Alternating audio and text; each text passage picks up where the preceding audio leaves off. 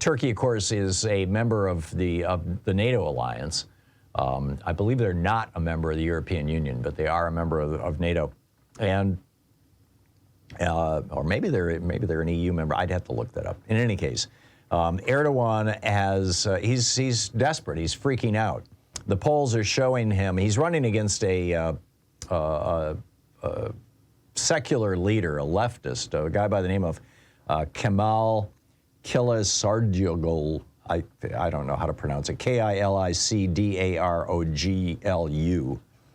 And this could be one of Turkey's most important elections ever, because Erdogan has basically tried to turn Turkey into a dictatorship.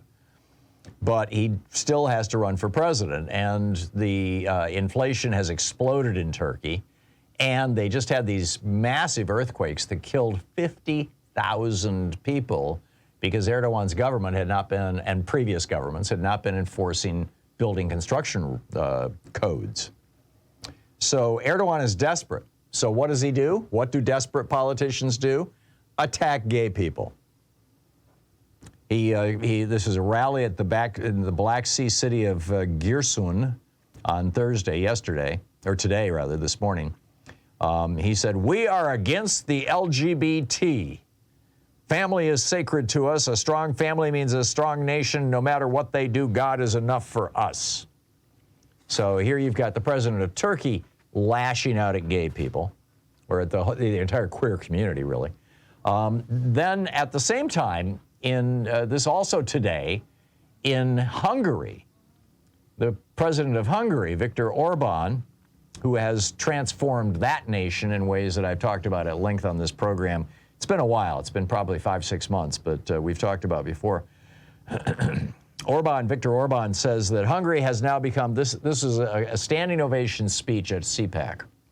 CPAC, the American Conservative Political Action Conference, run by Matt Schlapp and his wife, the guy who was accused of sexually attacking, I'm not sure that's the right word, but trying to whatever, a male aide for Herschel Walker. In any case, they're over in Hungary right now, trashing gay people. Make sense out of that one. But Erdogan got up and gave a speech and said that he has become, quote, world famous.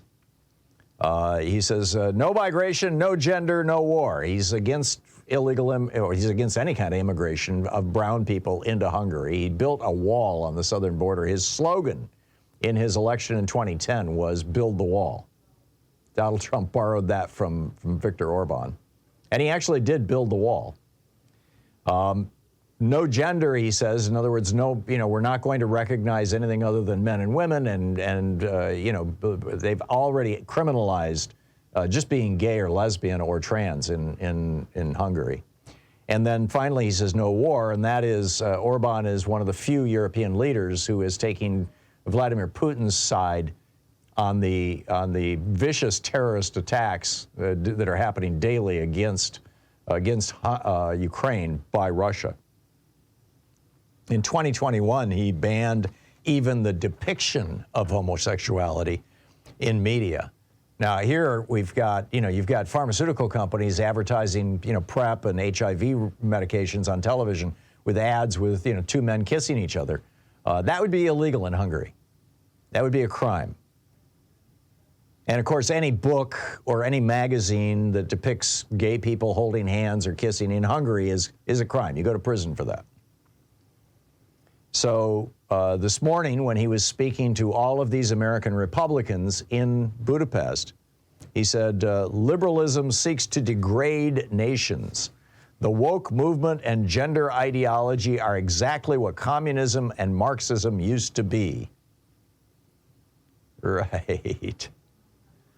He says, this is again what Viktor Orban said this morning in Budapest. To roars and cheers and applause, standing ovation from Republicans. He said, if President Trump were president now, there would be no war affecting Ukraine. Mr. President, make America great again and bring us peace. Right. Meanwhile, down in Florida, Florida legislator, State Representative Jeff Holcomb, apparently is taking a lesson from both Erdogan in Turkey and Orban in Hungary. he got up and gave a speech. He was talking about woke social engineering and experimentation practices in the U.S. military. And then he talked about how the Taliban is killing gay people in Afghanistan. And he says, our terrorist enemies hate homosexuals more than we do. They're the ones who discriminate. Wait a minute, they hate them more than we do? That means we hate them too? An openly gay Democratic member of our state Senate candidate, representative who's a member of the House, Representative Carlos Guillermo, tweeted the video of Holcomb's shocking comments, and you can hear the catching of the breath by these people, people just audible gasps on the floor of the House of Representatives.